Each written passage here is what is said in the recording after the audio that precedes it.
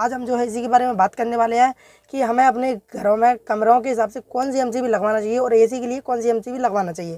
तो दोस्तों देखिए क्या होता है कि एमसीबी आती हैं 10 C16 C32 यानी 32 से 63 तक जो है एमसीबी आती हैं। लेकिन अगर हमें पता नहीं होगा कि हमें कौन सी एमसीबी लगवाना चाहिए, जैसे कि मान के चलिए हमारे घरों में 5 कमरे हैं और उसने जो है अपने हिसाब से एमसीबी डाल दी और हमें पता ही नहीं है कि हमारे घरों में कौन कौन सी एमसीबी लगी है और कौन कौन सी लगना चाहिए।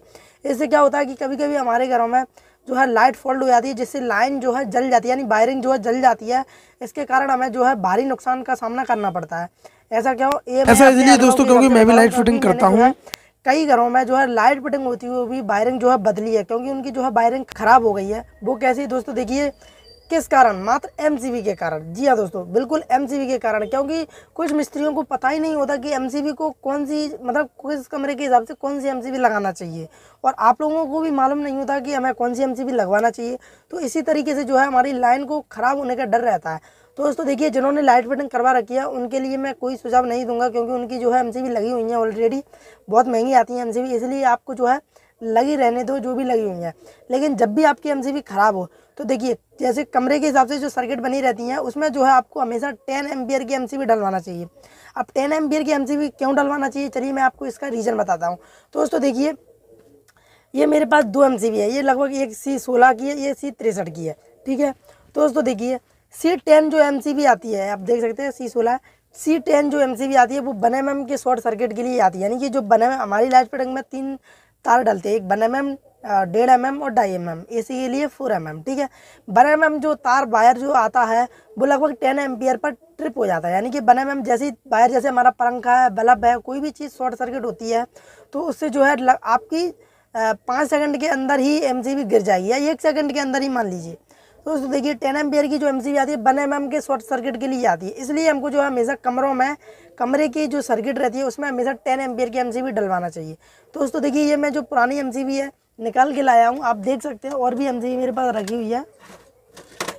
ये एक भैया ने की थी, मुझे जानकारी नहीं है, सारी की सारी C16 एम्पियर की एमसीबी है, जबकि वहाँ पर लोड ही नहीं था, मात्र एक पंखा चल रहा था। तो भाई 16 एम्पियर की एमसीबी की ज़रूरत ही नहीं है, तो क्यों लगा रहे हो 16 एम्पियर की एमसीबी? नहीं, आपको इस बात का ही ध्यान रखना है।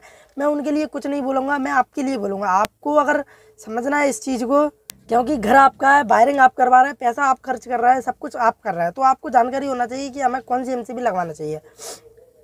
तो दोस्तों देखिए, ये C16 एम्पियर की एमसीबी है और मात्र पंखा और बल्ब जल रहा है, तो 16 एम्पियर की ज़रूरत ही नहीं है, हमको मात्र 10 एम्पियर की ज़रूरत है। तो आपको ध्यान रखना है जब भी आप लाइट फिटिंग करना है, अगर आपका पंखा, कूलर, फ्रिज तक लोड है तो आप मात्र 10 एम्पियर की ही एमसीबी डलवाएं।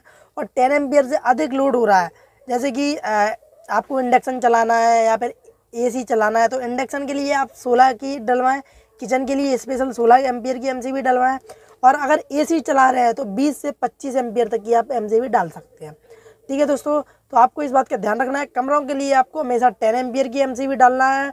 अगर आप 10 एम्पियर से बड़ी एमसीबी डलवाओगे तो जो है आपकी लाइन जो है वायरिंग ख़राब हो सकती है। जी हाँ दोस्तों, पुराने जिनकी घरों में फिटिंग हो चुकी है वो नहीं बदलवाएं। अगर जब भी ख़राब हो एमसीबी तब आप जो है 10 एम्पियर की एमसीबी डलवा सकते हैं।